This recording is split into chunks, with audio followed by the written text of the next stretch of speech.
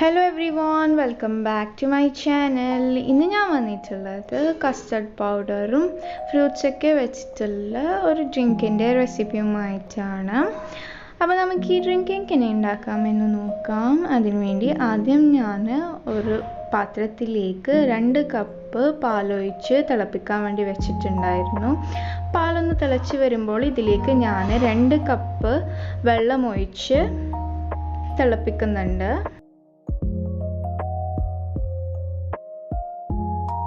ഇനി ഞാനൊരു 1/4 കപ്പ് വെള്ളം എടുക്കുന്നുണ്ട്. ഇതിലേക്ക് 2 ടേബിൾ സ്പൂൺ കസ്റ്റർഡ് പൗഡറും 1 ടേബിൾ സ്പൂൺ പാൽപ്പൊടിയും ഇട്ട് ഞാൻ നല്ലതുപോലെ മിക്സ് ചെയ്യുന്നുണ്ട്. ലംസ് ഇല്ലാതെ മിക്സ് ചെയ്തെടുക്കാം. പാലൊന്ന് നന്നായി തിളച്ച് വരുമ്പോൾ ഇതിലേക്ക് നമ്മൾ ഉണ്ടാക്കിയ കസ്റ്റർഡിൻ്റെ മിക്സ്ചർ ഒഴിച്ചു കൊടുക്കുന്നുണ്ട്. ഒഴിച്ചു കൊടുക്കുമ്പോൾ തന്നെ മിക്സ് ചെയ്യാൻ ശ്രദ്ധിക്കുക, ഇല്ലെങ്കിൽ കട്ട പിടിച്ചു പോകും.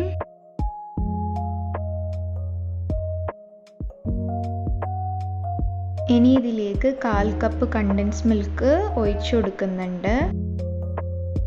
എന്നിട്ട് ഇതിനെ നന്നായി ഒന്ന് മിക്സ് ചെയ്യാം. ഇനി ഇതിലേക്ക് ഞാൻ 1 കപ്പ് പഞ്ചസാര ഇട്ട് നന്നായി ഒന്ന് മിക്സ് ചെയ്ത് കൊടുക്കുന്നുണ്ട്.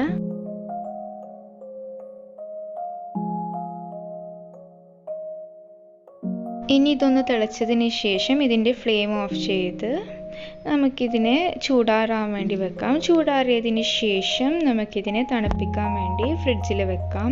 നല്ല തണുത്തതിന് ശേഷം മാത്രമാണ് നമ്മളിത് ജ്യൂസ് ഉണ്ടാക്കാൻ വേണ്ടി എടുക്കുന്നുള്ളത്. എന്നാൽ മാത്രമേ അതിൻ്റെ ആ ഒരു ടേസ്റ്റ് കിട്ടുള്ളൂ.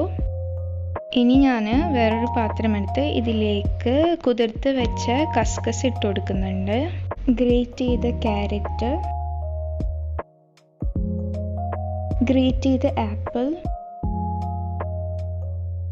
പിന്നെ ഞാൻ ചെറിയ കഷ്ണങ്ങളായി മുറിച്ച പഴം, സമാമ ചെറിയ കഷ്ണങ്ങളായി മുറിച്ചത്.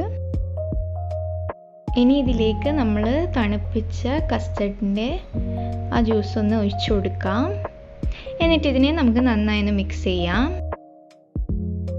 ഇനി ഇതിലേക്ക് ഞാൻ കുറച്ച് ഐസ് ക്യൂബ്സ് ഇട്ട് കൊടുക്കുന്നുണ്ട്. എന്നിട്ട് ക്രഷ് ചെയ്ത റേസിൻസും ഡ്രൈ ഫ്രൂട്ട്സും പിന്നെ ടൂട്ടി ഫ്രൂട്ടിയും ഇട്ട് ഇതിനെ ഞാൻ ഒന്ന് മിക്സ് ചെയ്യുന്നുണ്ട്. അങ്ങനെ നമ്മുടെ കസ്റ്റർഡ് പൗഡർ വെച്ചിട്ടുള്ള ജ്യൂസ് ഇവിടെ റെഡി ആയിട്ടുണ്ട്. ഇതുവരെയായിട്ടും ഈ ജ്യൂസ് നിങ്ങൾ ഉണ്ടാക്കിയിട്ടില്ല എന്നുണ്ടെങ്കിൽ തീർച്ചയായും ട്രൈ ചെയ്ത് നോക്കണേ. പിന്നെ നിങ്ങൾക്ക് ഈ റെസിപ്പി ഇഷ്ടമായിട്ടുണ്ടെങ്കിൽ ലൈക്ക് ചെയ്യാനും കമൻറ്റ് ചെയ്യാനും മറക്കല്ലേ. പിന്നെ ഈ വീഡിയോ യൂസ്ഫുൾ ആയിട്ടുണ്ടെങ്കിൽ നിങ്ങളുടെ ഫാമിലിയും ഫ്രണ്ട്സുമായി മാക്സിമം ഷെയർ ചെയ്യുക. അടുത്തൊരു വീഡിയോയുമായി ഞാൻ വരുന്നവരേക്കും ഗുഡ് ബൈ.